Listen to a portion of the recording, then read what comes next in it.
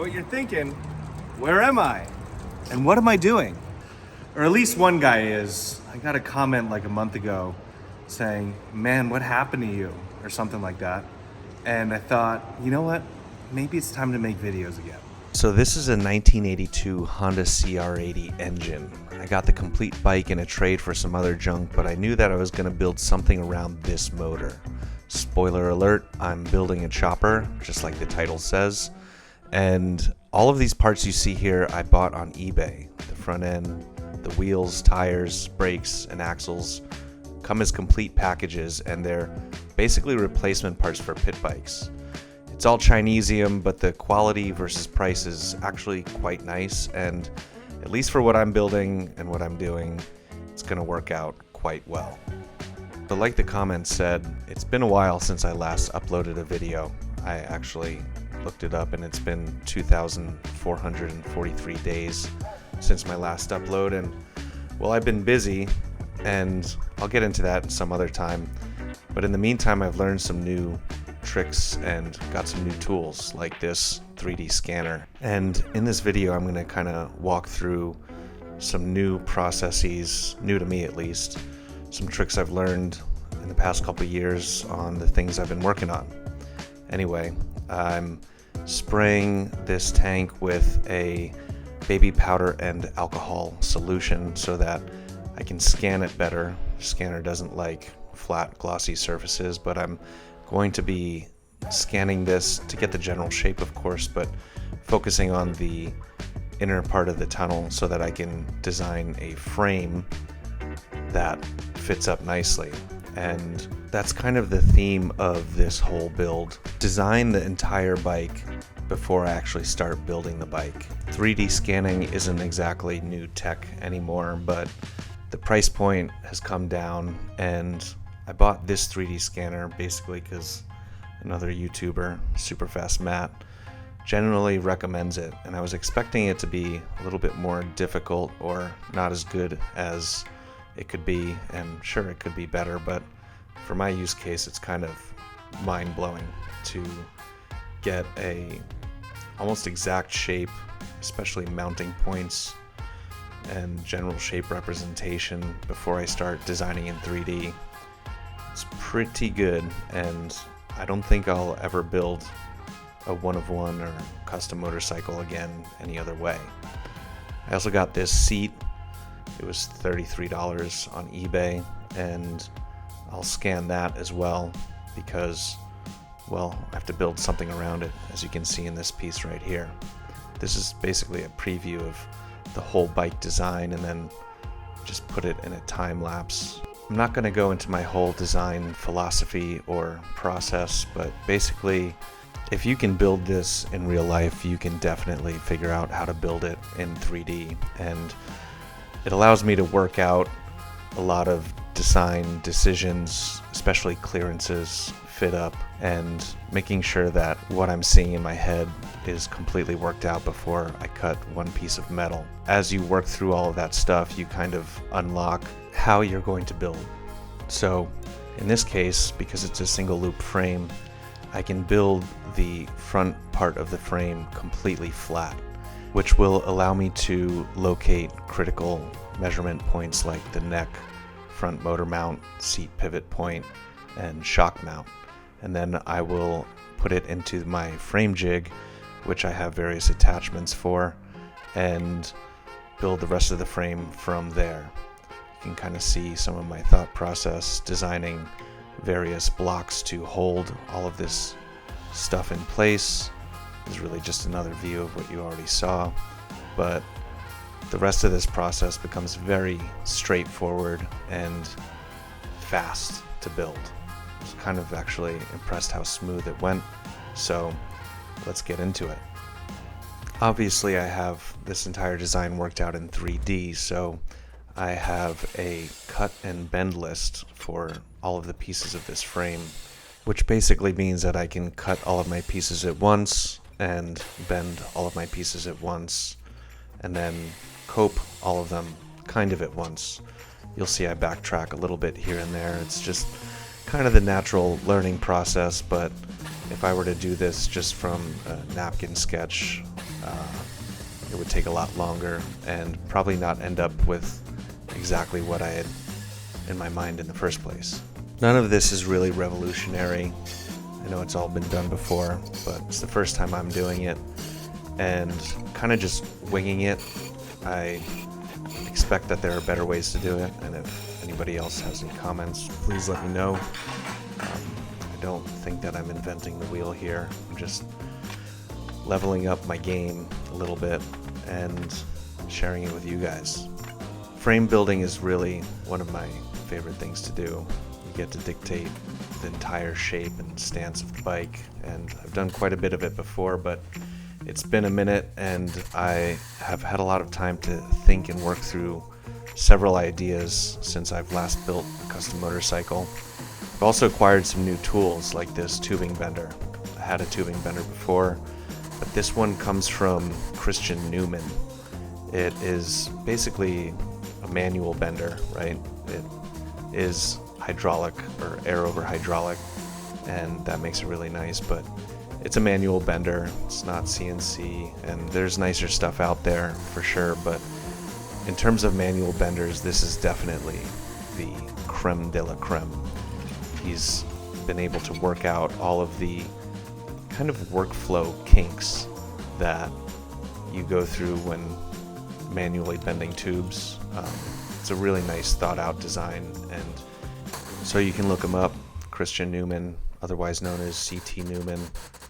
Really happy with this bender, couldn't recommend it more. And then on to the next tool that is a huge level up, and that is 3D printing. So many different applications for 3D printing, but here I'm just printing the blocks that will hold all of the pieces of the frame in place on my welding table and then frame jig, and you'll see a little bit more of how all that works in a little bit. And then finally, another level up, send, cut, send. Again, old news, but they can do so many things. If it's flat, it can be cut. If it's metal, it can be bent 90% of the time. And based on what they can produce and ship to your door, I don't need any extra tools for any of this stuff, and I just incorporate all the processes that they can provide into my design. You'll see a lot of that in action here. For example, this axle block.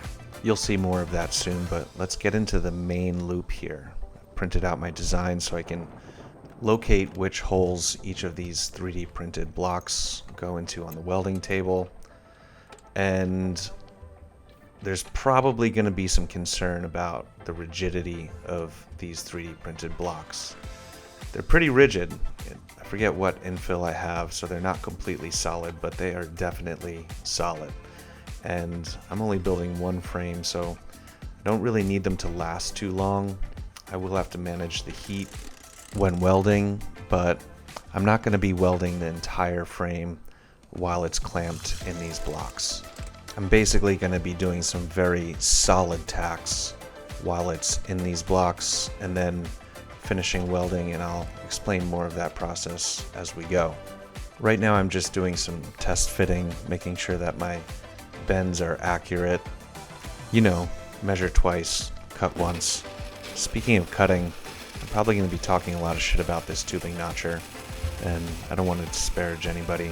I bought this kit online, and it is clever, and it does take some pretty inexpensive and functional tools and create a pretty good setup, but I'll get into why I don't like this tubing notcher in a little bit.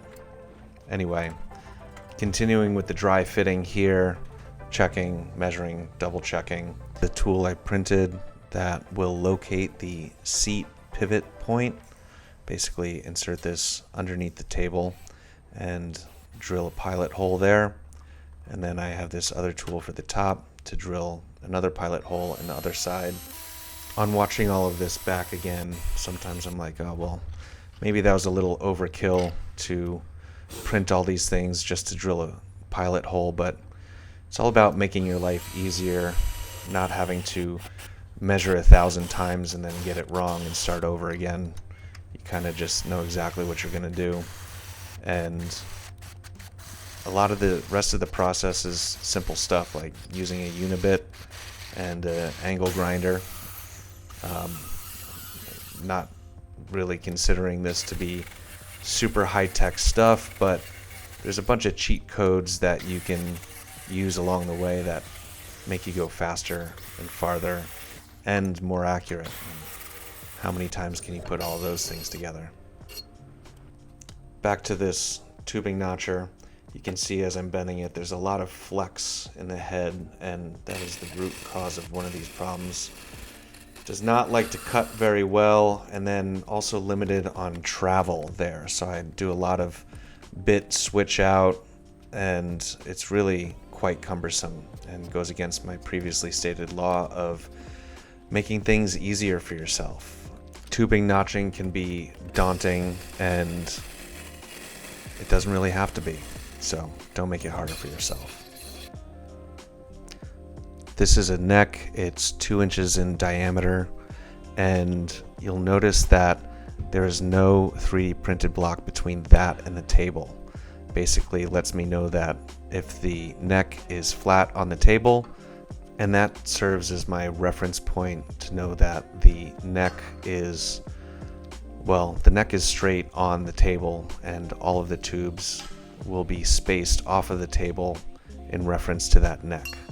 All of this tubing is 1 3/4 inches, which means it has to be 1/8 of an inch off of the table, which these 3D printed blocks allow me to ensure that they are. When I designed this frame and placed it on the welding table, I basically located the frame on the table based off the seat pivot point. So basically I just put it straight in a hole, and I know that it is 100% 90 degrees to the neck. It's always going to be straight, and also serves as a hard mounting point for that backbone that you see there. I know that it's properly in position and that it is rigid in the welding table when I begin welding. Here I'm just fitting up the seat post, or the rear of the loop. Struggling with this thing again. I really feel bad now, talking so much shit about it. Don't really mean to. Good on the guy who designed this, because it really is a low cost and viable tubing notcher, but it is not without its faults. I actually moved this along to somebody else on Facebook Marketplace, and he's still happy with it, so the fuck do I know. Anyway, fitting in the seat post here, and you can see the seat shock mount is also located there. It's a 2-piece shock mount, 2 flat pieces of Send Cut Send goodness, and also serves as a guide to make sure that this is in the right position. Speaking of notching, this is not the notcher's fault, but sometimes you gotta manually get in there and massage a little bit. The gaps in the fit up I'm pretty happy with for flying right through this process, but it's not perfect. I don't claim to be perfect, but look at this result. I mean, I did this literally in a weekend, this whole front loop, and pretty happy with it, to be honest. So here's another new tool, and I guess I'll just do a quick little review. It's from Vivor, which is probably not the nicest tool company out there, but damn it, it works. It's probably better than Harbor Freight. Harbor Freight doesn't offer one of these things, I don't think. It's like $130, and it's basically an angle grinder with this pipe polishing attachment. If you got a Milwaukee from Home Depot, angle grinder costs more, but this has the attachment, and as you can see, it works pretty well. The belt does come off, but that's really up to you to manage articulation, and the belts will stretch and wear, especially as you're going around corners and stuff, and so you gotta put the belt back on, but it really isn't that big of a deal. It doesn't take a long time. It's self-adjusting, and I see a lot of pipe polishing in my future. Really just doing this to clean imperfections and clean the welding area, which I would have to do anyway, and this is faster and produces a nicer result. So now that everything's pretty much clean, last final assembly into the jig, and well, you've seen all this. Just looks a little bit cleaner now, so yeah, let's skip the time lapse. We'll move on. This is a 1/8 inch shim that I printed, and as you can see, there are some bends in this frame that are not clamped down in the clamping blocks, and I'm just going to use clamps from the welding table to hold all of that in place, and it gives me better access to the welding areas, and that 1/8 is going to have a significance when I flip this over, but we'll talk about that more when we get to it. Another critical and beneficial part of building the frame this way is being able to include a front motor mount into the initial stage of building this frame, and that will allow me to locate the motor when I put it into the frame jig and not have to worry about location straightness. It's really going to mitigate that. Send Cut Send has a minimum bend length, so I had to make that part a little bit longer and just trim this piece off a little bit. The motor mount is a little bit wider than the tubing, so there had to be a bend in there just to manage that clearance a little bit. And it basically just fits right in there. You can see there's a little plug or tab for the hole that locates it, and then I put another clamp on here. Everything's clamped down quite nicely. It's really not going to move much at all. And just a quick word on that. There will be some movement. There always is movement, but it's not super critical as long as the critical dimensions or the critical parts are not moved, and that's really the neck. You'll see what I mean when I put this thing in the frame jig, take it out of the welding table, but this is for what I would call backyard chopper building. This is pretty solid, pretty straight. It can be better. It can always be better, but for my purposes, I'm building a Pitbike chopper here, and it's going pretty well, I think. Here you see I'm just tacking, managing heat, trying to keep heat away from the 3D printed blocks, especially at initial tacking. I'll do more heat and more weld, and some of the blocks will suffer, but there'll be a review of how much they suffer later. I've been talking a while, and I definitely don't want to have to record something to say throughout this whole video, but I guess I do have a lot to say, so I guess I'll just mention at this point that I expect some comments, things that I could do better, and really actually appreciate that.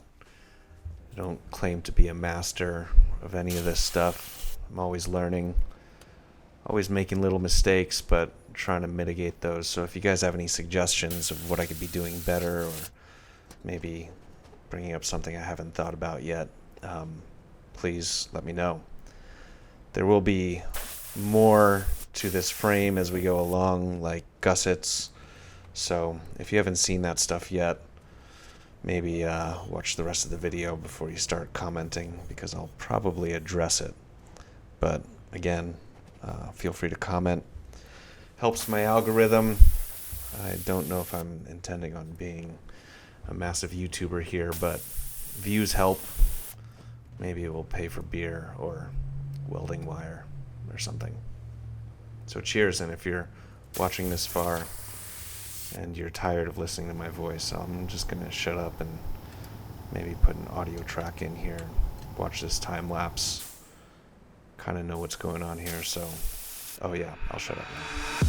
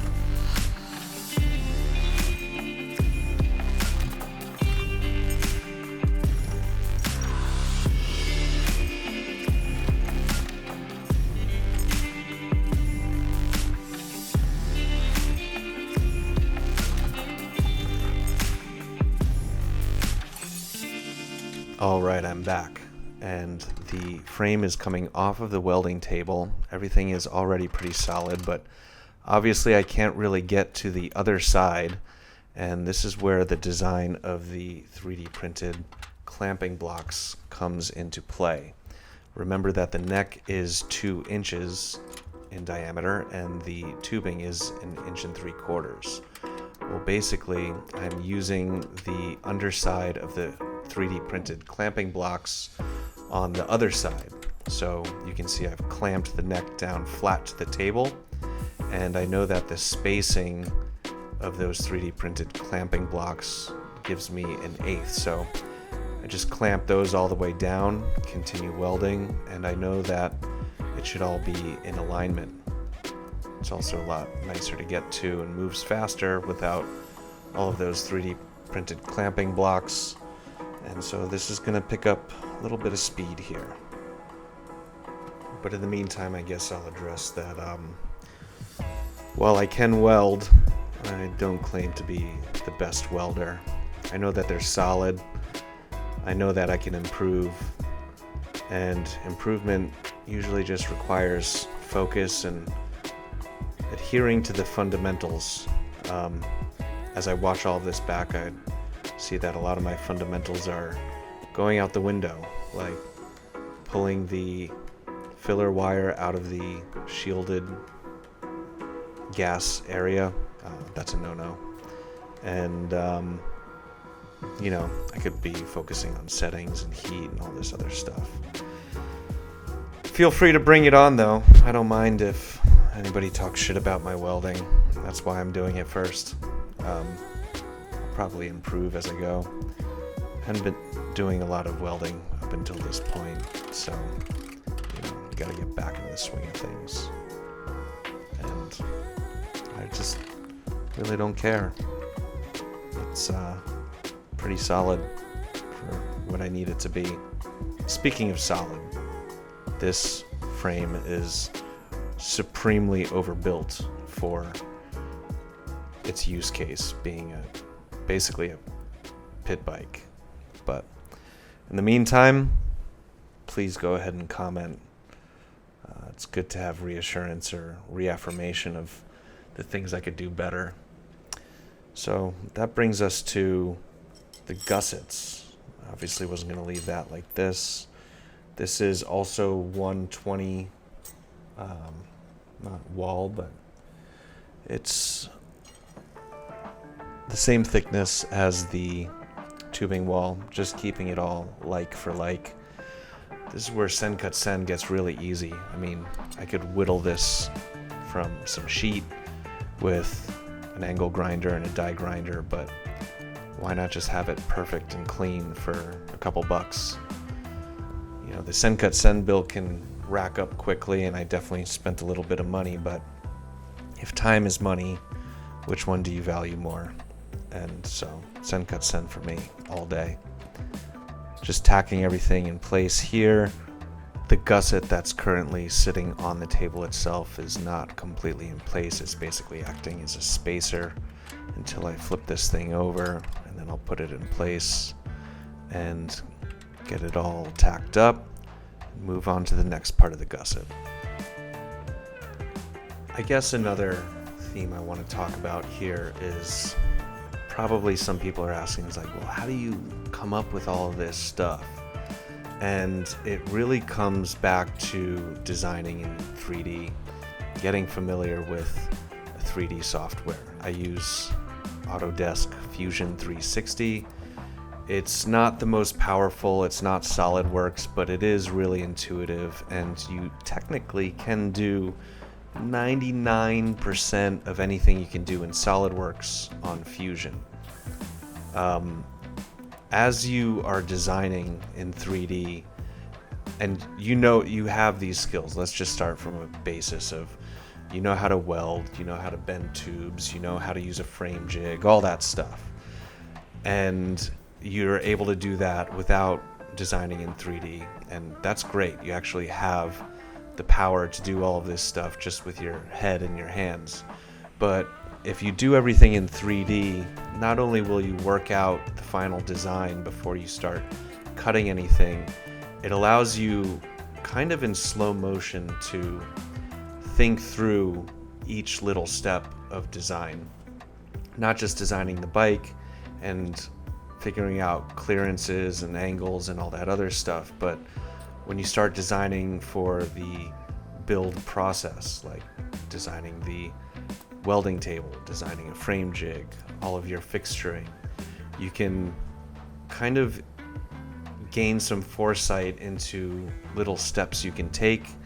And in this case, when I was designing the 3D printed blocks, I was able to discover, I would say, like, oh, I could do this way, and this will lead to a benefit here and there. And as you go through all that stuff and you can really see the whole path through your 3D process, it will make the build so much faster, so much more accurate, and honestly more fun. I don't think I would have recorded this video if I was struggling or pondering the whole way through.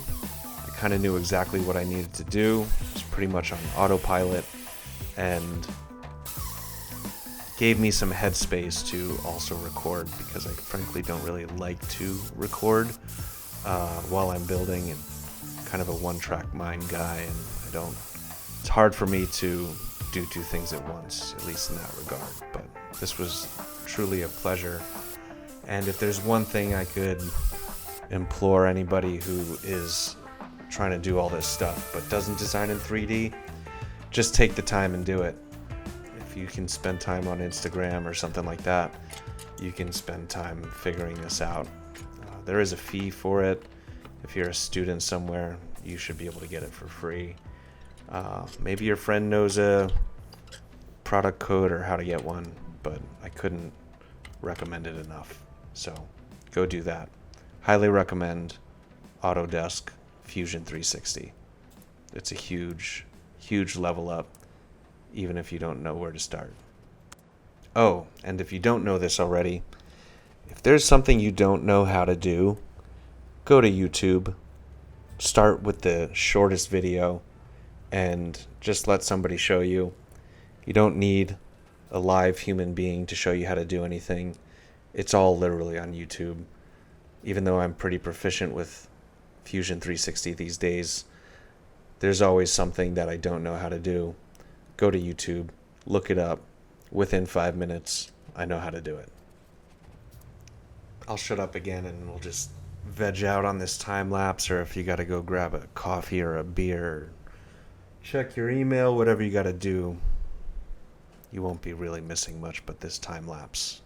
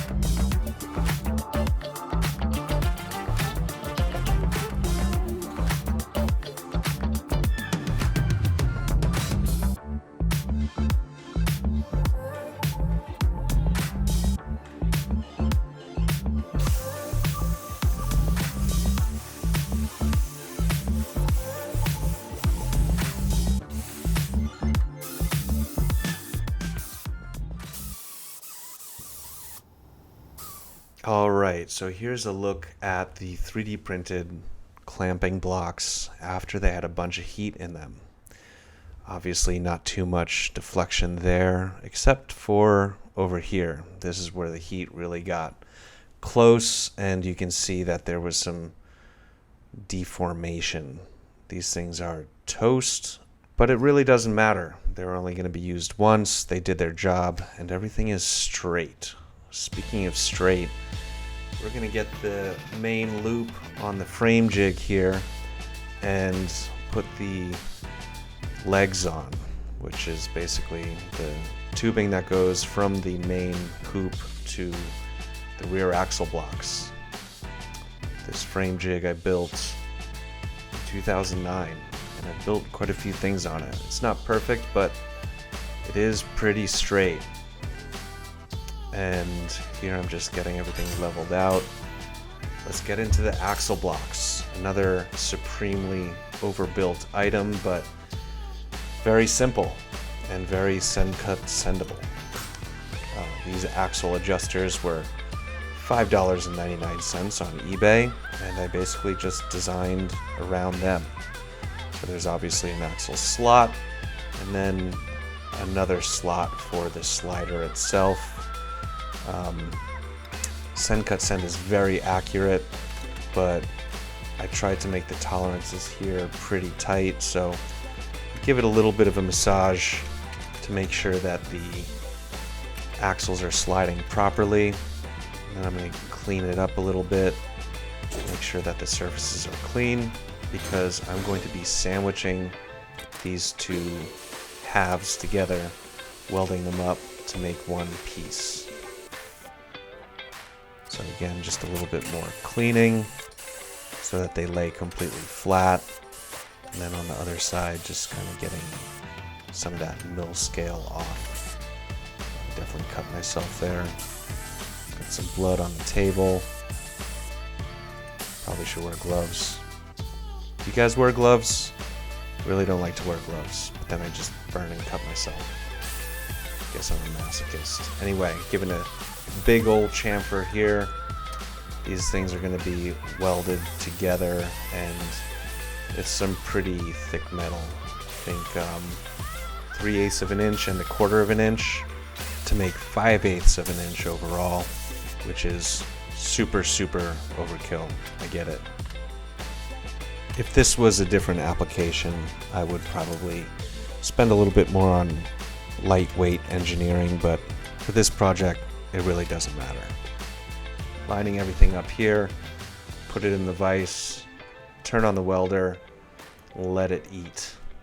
I'm literally just burning these things in. I don't care so much about what the welds look like here, because I'm going to be grinding them down and shaping these axle plates to a little bit more of a natural or organic shape, so they don't look like they're just cut plates. Just give a little bit more shape to them. So again, just tacking these and gonna burn it in pretty heavy. Eating. Let's do a time lapse. I'm gonna eat some lunch.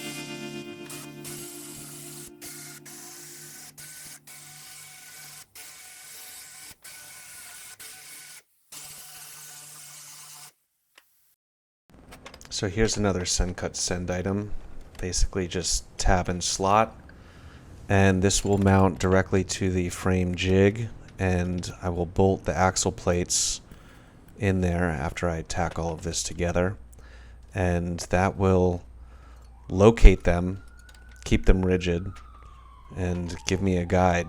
Basically the main hoop is already complete and straight and located in the frame. Then I locate the axle plates, and it's really just connecting the two. This part of the fixture that you see me bolting on right now is something I built when I built the frame jig, and it holds 1-inch tubing level to the surface of the frame jig. Now this actually won't be level to the surface of the ground, but it is in line with the bottom of the main hoop. So I basically articulated the frame down, and that's why you see the axle plate seems to be rocked back a little bit. It's all level, which really simplifies this whole process. I guess it's just another example of how fit up and fixturing can make the process move a little bit faster. So basically just have to make sure that the tubes are fit up properly, but alignment is already sorted out. So I can just chuck these things in and seam it up and move on.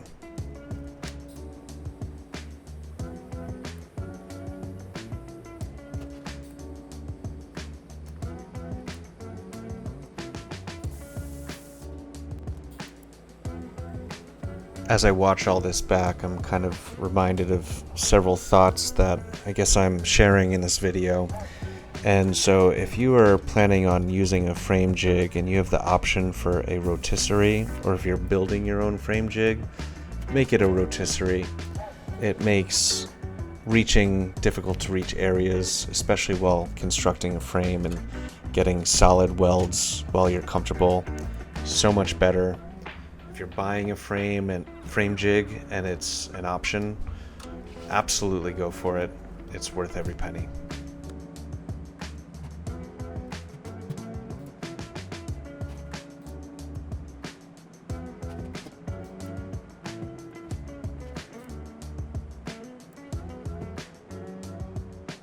So remember I was talking about that front motor mount being in position? Well, now I get to put the motor in, and it is going to locate itself on one hole on that mounting point. So I put that bolt in there, and I know that the motor is positioned exactly where it needs to be. Now that is a tab, so I will check to make sure that it's aligned properly, and I can bend it back and forth a little bit to make sure it's there. And then I used this piece that located the main hoop in the jig as a spacer. I actually designed it that way so that the gap between the bottom of the motor and the bottom of the frame is the right amount. And then I will clamp the top part of that motor mount to the motor and drill a hole through.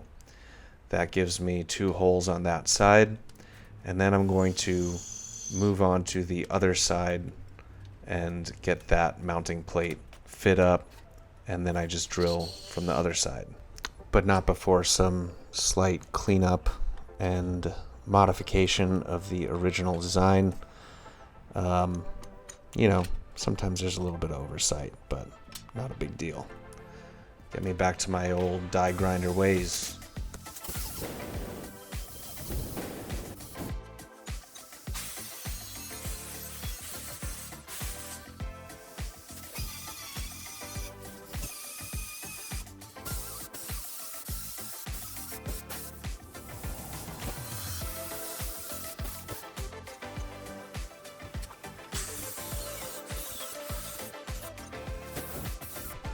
So here we go. The right side motor mount is completely welded in with both mounting holes drilled. Putting on the left motor mount with one hole already in it. Tighten that bolt, clamp up the motor, make sure everything looks aligned, tack it up, weld it in. Then I'll remove the clamp there and drill through that remaining hole on the left side motor mount. Then the motor is solidly in place, and I only have to do the rear motor mount. That'll come a little bit later, but I know that the motor is perfectly in position, and it's just a matter of assembling the rear motor mount and putting it in, but we'll get back to that in a little bit. Right now I'm just dying to see what the exhaust looks like on there. This is the stock original pipe, and it's in pretty good shape. Not too many dents. It will require some slight modification, but it's basically going in the stock position. And you know, it's such a visual mass on a two-stroke motor. As I see the frame coming together, I just kind of want to take a look and check up my fit up. So this bike originally had a single down tube, which is why I went with the single loop frame, because I didn't really have much clearance to work with. But this tubing diameter is a little bit larger, so we're gonna have to modify it a little bit. It's really just cutting down one of these seams and rotating it, which is what I'm about to do here, but I forgot to shoot that bit. So I did cut this, and then I media blasted the whole thing, and well, here's the piece that got cut. It's media blasted, which is why it's changed colors. And basically I just need to rotate the original expansion chamber like a degree. And when I design this, the mounting point for the expansion chamber, I'm leaving in the same exact position. So just putting in a bung real quick here, get that expansion chamber all mounted up. Pardon my funky hardware there, that's just for welding. And I'm gonna get this welded up in position, and there's not too much to do aside from the silencer, but we'll get to that in a little bit. Let's jump over to that air intake situation. Some of you may have noticed that, and don't worry, I didn't overlook it. And in order to do that, we're going to return to some old themes. I went ahead and bought myself a new tubing notcher. Not because I needed one until now, because the air intake is actually going to go through the frame, and that carburetor is offset just a little bit. So I need a tubing notcher that can, one, offset, which this one can do, but also I would not be able to use a regular tubing notcher inside this frame because it is already welded together.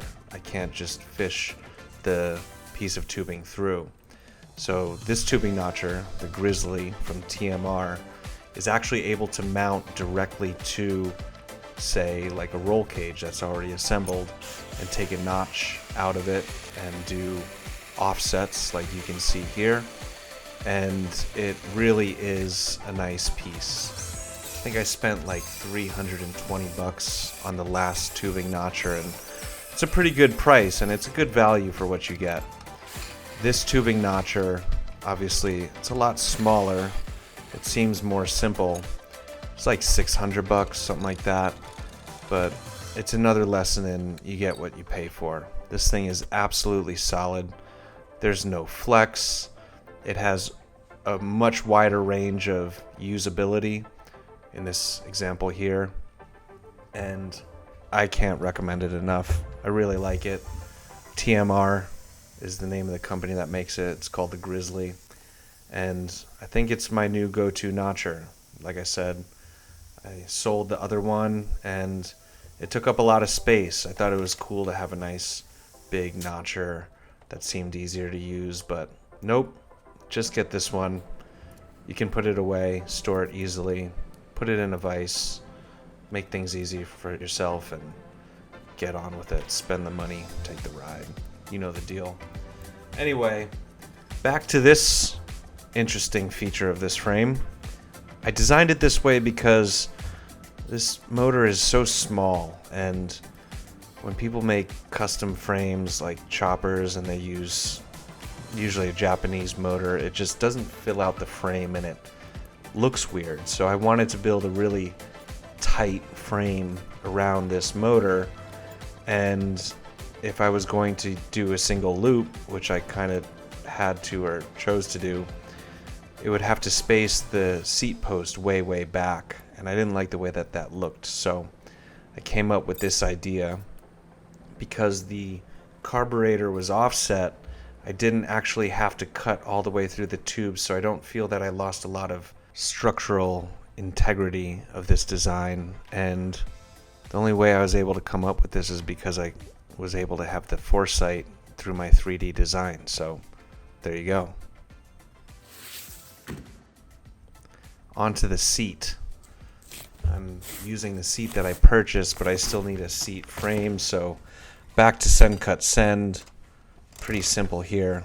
It's a hinge or a pivot. 2 pieces, and then take the top piece, bend it into position, weld it up, bolt the seat to it. Pretty simple. I'm gonna go make myself another coffee and we'll watch a little time lapse.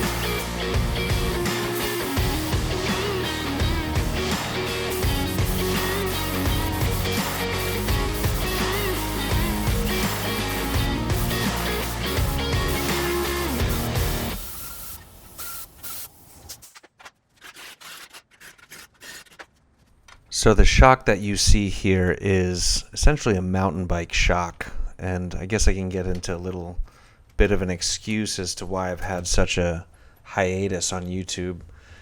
I slipped and fell into starting an electric bicycle company. If you're not familiar, I'm the founder and designer of Zeus Bikes, and well, it took a lot of time and really enjoyed it, and that's actually where I learned all of this 3D design stuff and a bunch of other tricks and tools. And the warehouse I'm working at right now is the Zeus Bikes warehouse. Anyway, I just thought I'd throw that in there while I fill some time and explain that I'm about to start talking to the camera. That's just what I did, so here's all of that audio. So I had pre-bent these tubes, and they were originally going to go right here, but I have clearance issue with my air filter here. Luckily, it seems I can bend this up a little bit here with the little bit of space I left myself in this section of the dropout. And so I can go up a little bit higher when I go right in here. It's kind of a complex cut to make on the notcher. And so I think I might give it a try with this first, see if I can get it close. Otherwise, I think I'm gonna use the carbide tip and do it kind of manually. Hopefully it comes out nice. Sorry, that audio is kind of bad. And as I re-edit all of this stuff, I realize all the things I could do better. So on the next build I will, I promise. But I wanted to kind of share my thought process in the middle of making not a super technical cope, but one that seemed a little bit daunting. And I come back to the theme of this tubing notcher, the Grizzly from TMR.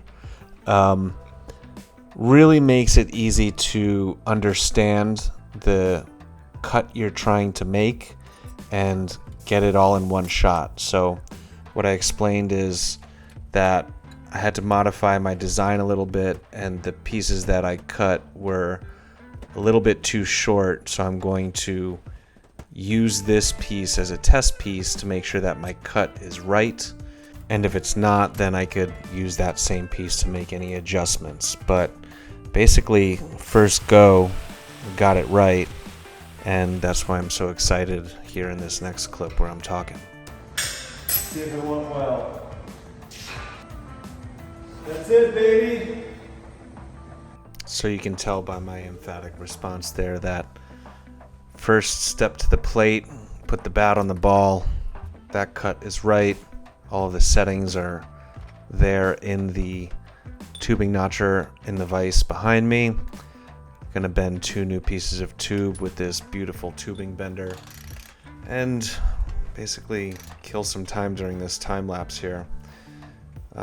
It's kind of been the theme of this video here, is that I have a nice little setup here, but it's not unreachable. I mean, there are cheaper tubing benders, there are cheaper tubing notchers, but these are not out of reach. I would highly recommend both of these pieces, both the tubing bender from CT Newman, the tubing notcher from TMR, and I mean, what else is there?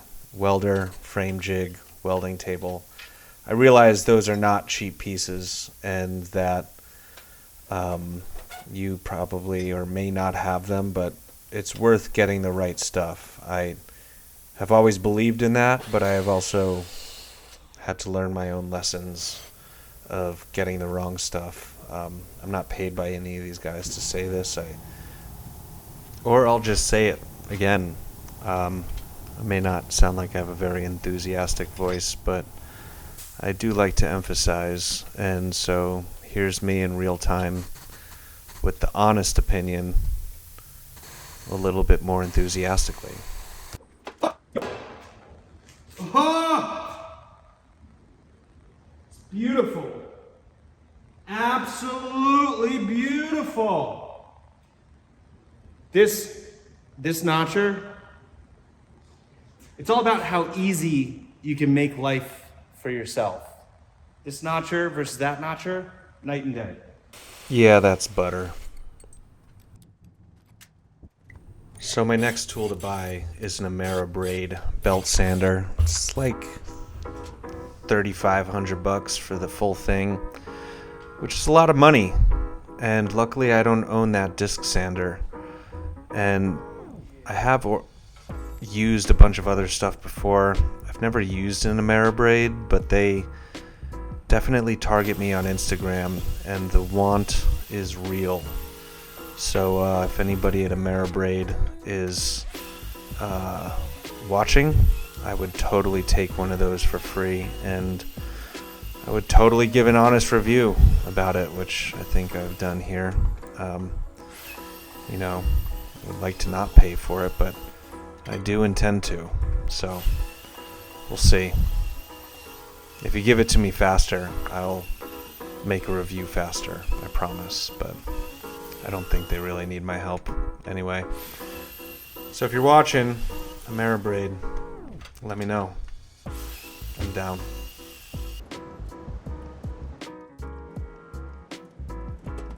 Anyway, back to business. I did put these end caps on the other rear legs, struts. May have caught that, maybe it didn't. Just ordered them on eBay. They're like $4 for a set of 4, I think. It's a pretty good deal, to be honest. It's mild steel, just like the other one, and just makes things a little bit easier. Back to my not Ameribraid.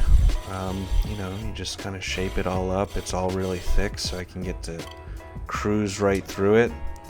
This frame could probably literally be half the weight, but at the end it turned out to be like 135 pounds all in, maybe 150 pounds. I'm just guessing. I like to be pretty specific when I guess.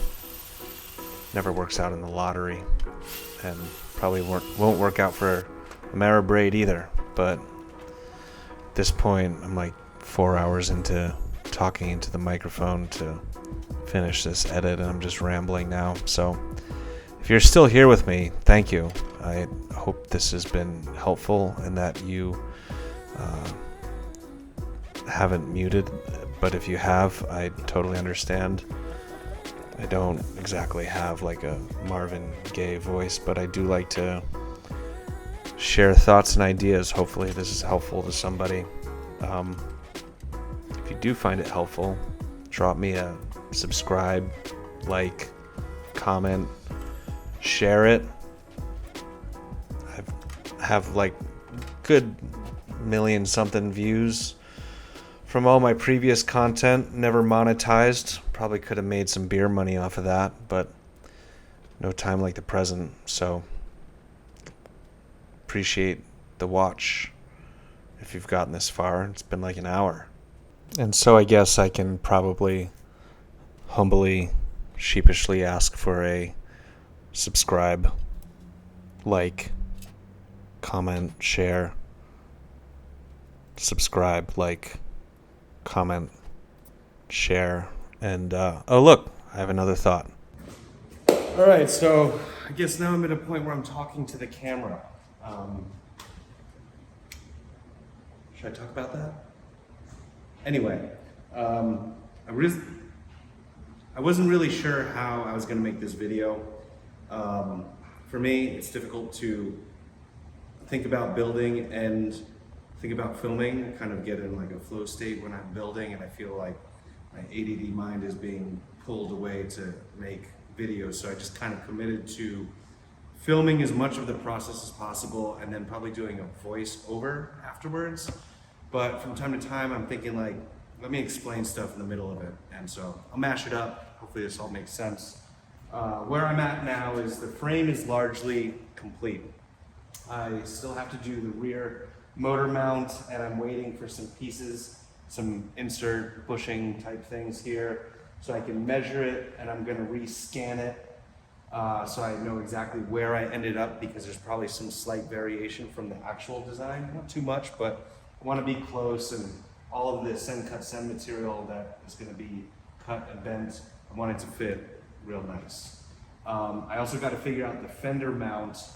And to do that properly, I need to release this from the jig, put the rear wheel on there, clearance everything. So before, I would like to have the motor mount and all that, and the pegs that the motor mount features as well. I'd like to have all that done before I release the jig, but I'm getting down to time to leave in like 10 days to go to Barber Small Bore, which is what I'm building this for.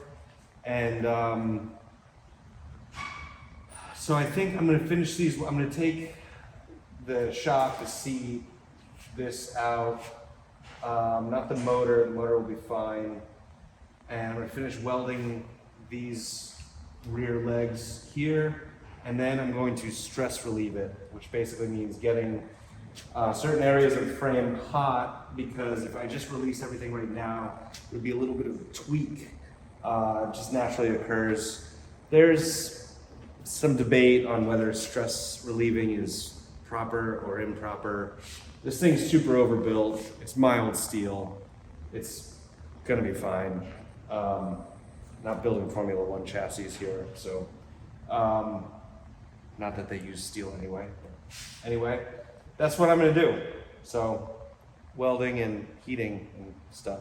Well, first I'm gonna take all this off. Watch me.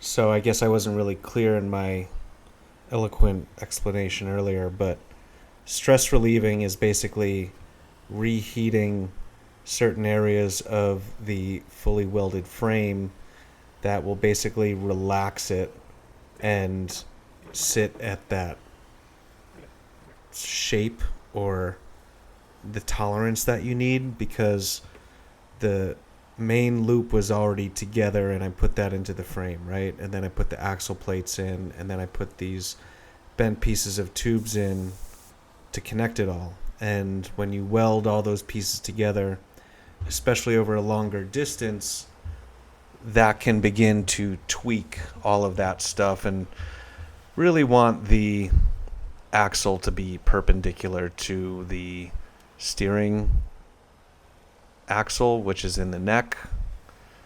And that's for reasons. That's important, kind of obvious, but stress relieving, maybe you don't know. Basically, this is just a process to heat it up and let it relax in its final position. There's some debate on whether that's right or wrong. I went ahead and did it, and you really only have to do it at certain areas where usually at the bends is where you would do it, but maybe I'm wrong. Maybe somebody has some comment on this, so if you do, go ahead and let's get some more info for me and anybody else watching. Appreciate that.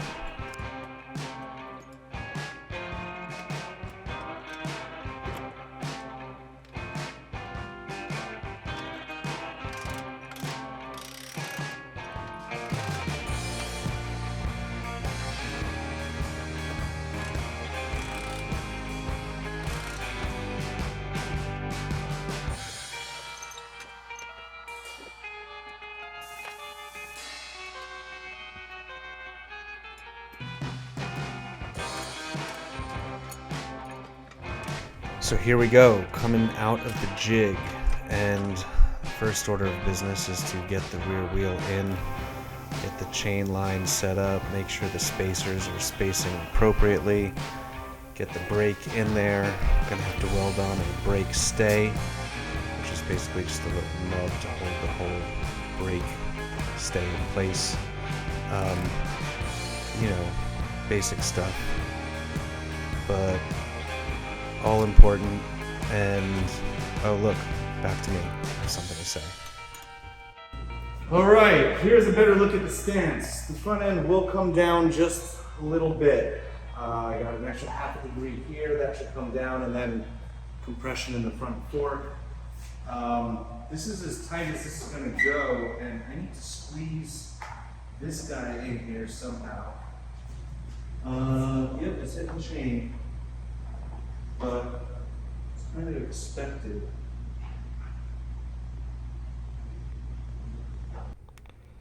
So this is a universal fender, I think, from UFO Plastics. It's a front fender, actually. And I'm going to cut the rear half of it off and use this as a rear fender. Got to trim it up a little bit. It's not the most thoughtful design, but I think it is clever to repurpose stuff that was meant for something else into something functional. So I'm going to take a nice little look at my hack job of trimming here and see what it eventually turns into. The beauty of this bike, I think, is in its ridiculousness. Very fitting as I fit the rear fender into place. Now we're doing the rear motor mount, and you may have seen that bushing that I put in there. This was originally the swing arm mount slash motor mount, so just a big old bolt. I'm doing a C-clamp style mount that will mate with two flat pieces on each side, and I've stuck two thin pieces of cardboard in there basically for clearance. I learned that from somebody else on the internet and struggled with that before, and now you don't have to struggle with an easy fix. So I'm going to go cut those two pieces to the right length. That extra length there is because Send Cut Send requires you to have a certain distance from the bend, and so that's what I did there. And I'll trim it up, put a little chamfer on it so I get some nice penetration for the welds. Put them both into each side, line them up, tighten it up, and then come the flat pieces on each side of that weld it all together with the frame. Come on, just watching this in real time. Oh, I guess I'm going to weld it up. Well, I'll tack it up first. Little tack, bigger tack. Now I'm just rambling. I'm literally just talking as I watch this back again. Kind of ghetto. Alright, yep. Seamed it all up because I want to get the back side before I can't reach it anymore once it's in position. Alright, so here are the side pieces, and the reason I want to talk about those is because not only does it incorporate the rear motor mount, it also incorporates the peg mounts. Kind of a tab and slot scenario. I guess we'll get to it in a second. I should really just edit all this up, but I've been doing this for a couple hours, so just rambling. Remember, cleanliness is key to good, nice welds, so just cleaning up that area. It's just some isopropyl alcohol, I think. It's alcohol from CVS. Alright, so there are those flat pieces I was talking about, also from Send Cut Send. And you notice a little square cut in them. And I basically have 3 pieces stacked on top of each other.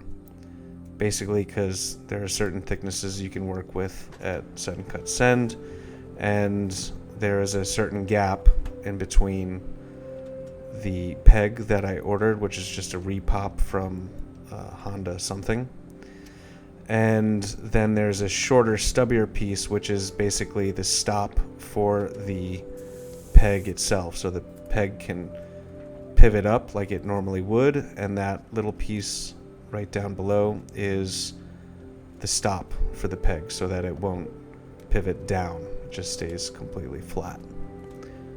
And yeah, that's all I have to say about that.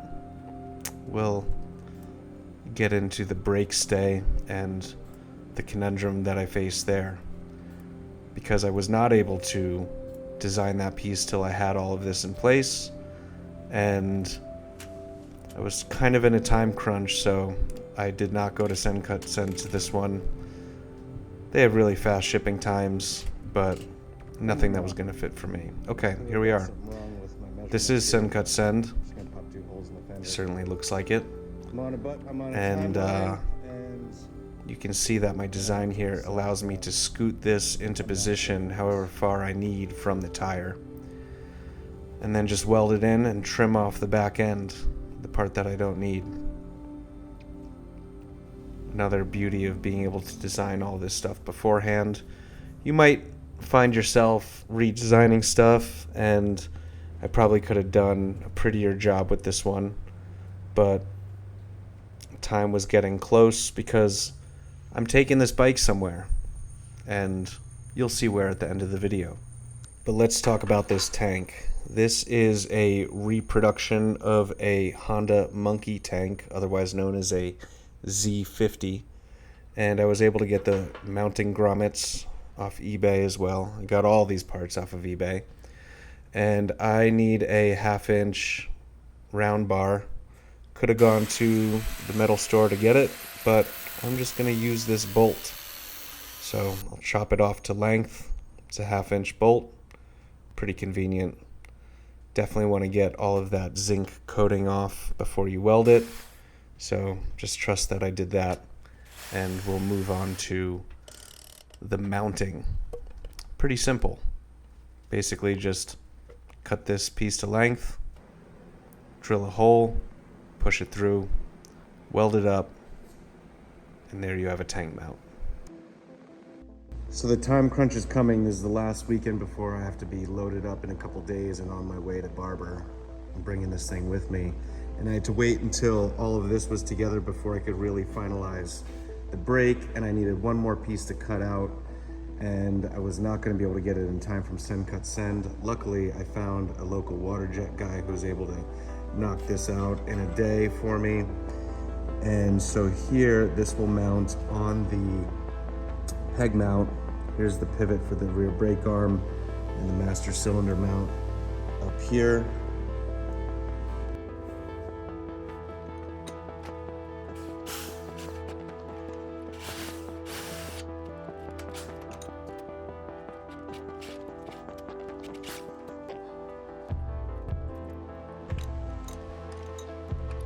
This is what it looks like all mocked up, and then I've realized I've made a mistake. Obviously, this is hitting here, and that's not going to allow me to actually use the brake. When I designed it, I didn't have the peg on here. I figured that was going to be enough clearance. So what I'm going to do is take a section out of here and move this forward. And I'm hoping that with this on here like that, if I move it this forward, that I'll get just enough brake articulation. It's gonna be close, but we'll see.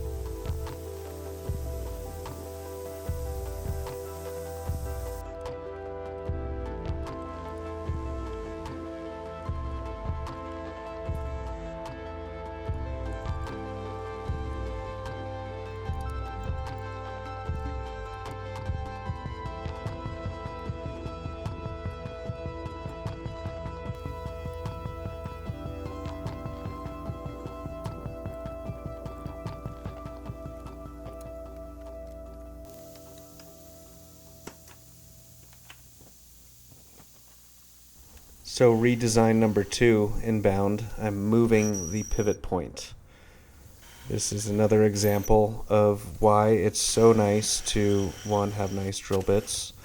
First one sucked. And more importantly, being able to design everything in 3D. If you caught what I just said a moment ago, I was not able to really spend too much time with this because I had to design the whole brake pivot mount and master cylinder mount after I had the whole peg mount and rear motor mount all designed. So under a time crunch, I rushed it. I wasn't able to spend too much time with it. Had it cut out in a jiffy, which was great, but ultimately realized that it was not ideal. Luckily, I still had the material to work with and get something a little bit more functional. So here it's going together for the last time. And to be honest, it's not perfect, but it does work. I'm talking to you from the future now, and I can tell you that it very much does work, and I'm excited for you guys to see it in action. Do some final welding all over the frame. When you're building something like this, even a small frame, it's shocking how much welding there is, and it's pretty time consuming but great fun. Anyway, just a few other things to clear up here. Back to getting the rear tank mount in. That's just a bung. I order them from Bung King. That's bungking.com. They make all types of bungs. You just stick them in the hole and weld up that bung hole. And pretty easy. I think this is the easiest tank I've ever mounted. Pretty simple. It's probably why Honda's designed it that way, and I definitely like to lean into off-the-shelf pre-designed stuff. This was a pleasant surprise. I ordered a silencer that I liked the size and shape of, and figured I was going to have to do a lot of rerouting of the primary tube into the silencer. But with a couple little tweaks to the mounting position, I had that pleasant surprise of not needing too much to connect the expansion chamber to the silencer. I had this old piece of bent tubing, and it basically fit directly into place with a little bit of trimming. And so all I had to do was one seam weld on the expansion chamber, and it will slot right into that, I call it a primary tube, but the exhaust tube on the silencer side. Put a little bit of RTV exhaust sealant on it, didn't even clamp it, and it is good to go. But anyway, we're nearing the home stretch here, and I'm not going to film assembly, just leave it for a little bit of a reveal. So I guess I could tell you what that reveal is. Pretty anticlimactic, but we're going to Barber Motorsports Park. If you are not familiar with Barber, it is basically like Disneyland for gearheads. It's located just outside of Birmingham, Alabama, and it is what I would describe as a golf course, but instead of a golf course, they put a world-class racetrack on it. And instead of the clubhouse for said golf course, they put the largest privately owned collection of motorcycles and cars in a gorgeous building, and all of the grounds surrounding this facility is something that I would describe as like the Garden of Eden. It's literally gardens and sculptures, and it's just a magnificent place. Look up Barber Motorsports Park. If you're ever in the area or going near the area, it's definitely worth going out of your way to go to, especially when they hold their events. The event that I'm bringing this to is an event called Small Bore. Think of it like a festival to celebrate the small displacement motorcycle. And basically they let you come camp out on their grounds and ride your motorcycle all over it. And they have drag races and rhythm sections, hare scrambles, motocross track, all types of stuff that you basically get to treat this incredible place, like I said, the Garden of Eden, like your own personal playground with thousands of other people just like you. And one of the key things that you're gonna have to do is bring your own motorcycle, because this place is expansive and you're gonna need transportation. What better than to bring your own motorcycle and ride around as you would? And that's basically the purpose of this build.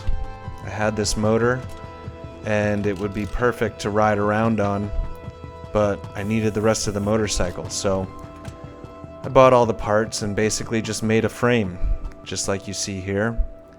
And let's cue to Barber Motorsports Park right now.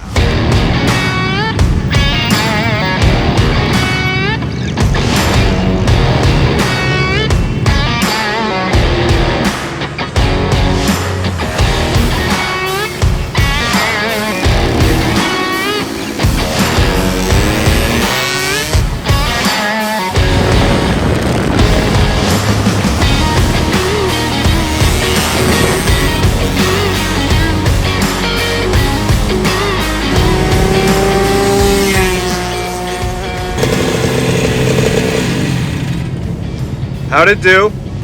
At first, I could not fucking launch it, so I went to the back road, and I learned how to fucking slip the clutch right, and I went back over there, and I didn't lose a single one.